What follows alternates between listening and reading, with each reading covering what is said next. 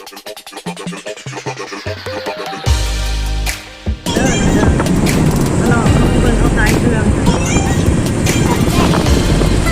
ดีพากันมาหลอกมาเบิ่งเขาขายเครื่อง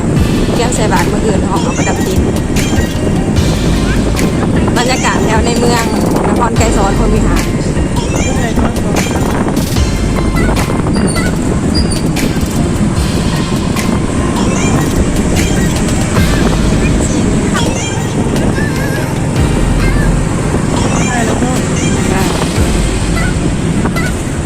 ตัวนี้เป็นหนาตลาดเก่าให้เราขายเครื่องประเภทเกิดประเทศเสียบา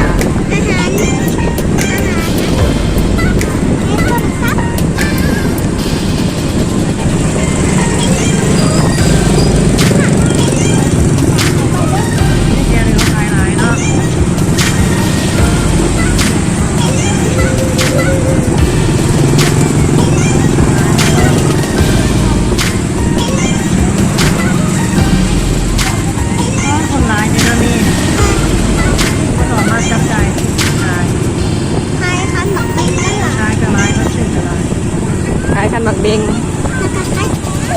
ขายขนม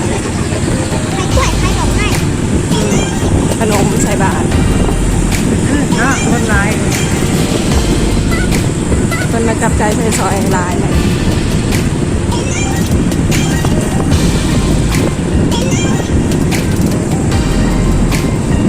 เซเว่นก็ขายดีมือปกติก็หลดลายแล้วมือนี้แห้งลายค่ะ